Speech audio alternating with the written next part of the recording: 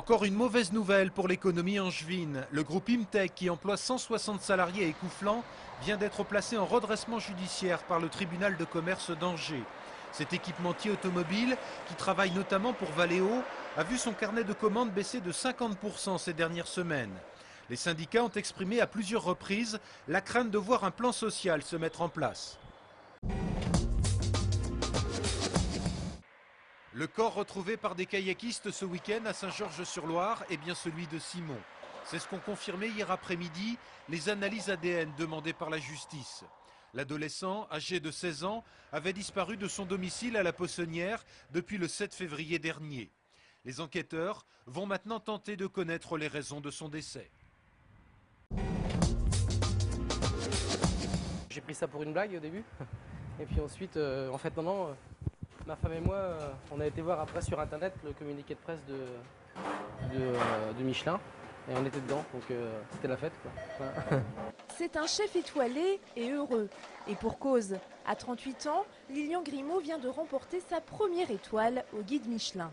C'est super gratifiant, quoi. C'est vrai que quand on travaille dur, nous tous là dans la cuisine et en salle, c'est vrai qu'avoir une récompense comme ça, quelque part on se dit ça vaut le coup, voilà, de bosser dur. Voilà 7 ans qu'il officie au Passé Simple, un restaurant situé en plein centre-ville à Cholet. Avec cette étoile, pas question pour autant de changer quoi que ce soit. Lilian garde la tête froide. Ce matin à 4h30 j'étais au marché, comme d'habitude, ça n'a rien changé, voilà. Puis là, ce midi on est dans notre cuisine avec les gars et puis on va faire le service comme d'habitude, voilà quoi. Lilian est à la tête d'une brigade de 3 cuisiniers, tous très heureux pour lui.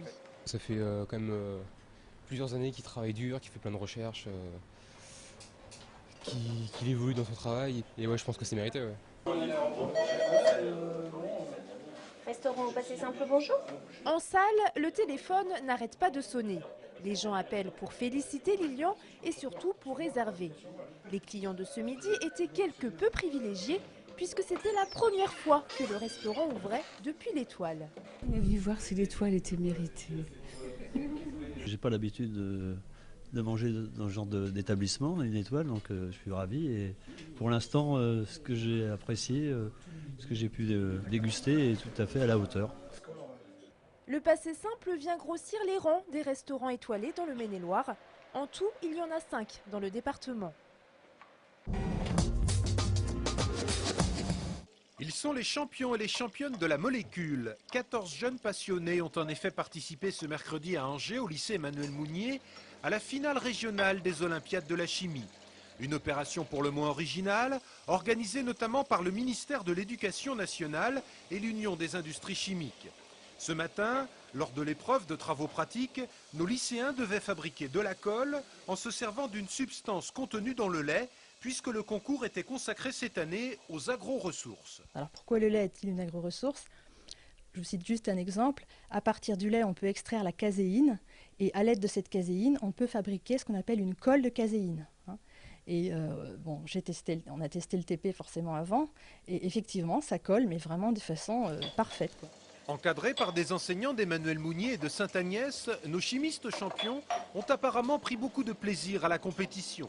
On peut s'amuser en faisant de la chimie, c'est un concours tout en s'amusant en fait. On peut prendre ça pour le plaisir et puis on peut en même temps avoir le but d'aller en national comme aujourd'hui c'est le but, quoi. Mais moi je prends ça pour un plaisir avant tout. C'est vrai que surtout dans ma filière on est surtout habitué aux travaux pratiques, donc on est un peu habitué quand même à ce genre de choses, mais bon ça reste quand même assez simple et assez facile à réaliser quand même. À l'issue de cette journée, un lycéen parmi ses 14 concurrents et concurrentes devait être sélectionné avec la lourde mission de défendre ensuite les couleurs de la région des Pays de la Loire lors de la grande finale nationale qui se déroulera à Paris début avril. Les agriculteurs veulent donner un coup de jeune à leur image. L'agriculture, des métiers à la mode. La Fédération des syndicats d'exploitants agricoles vient de lancer une grande campagne de communication sur le thème « L'agriculture, des métiers à la mode ». Des jeunes qui s'installent en Maine-et-Loire, il y en a plutôt beaucoup plus que dans les autres départements de France.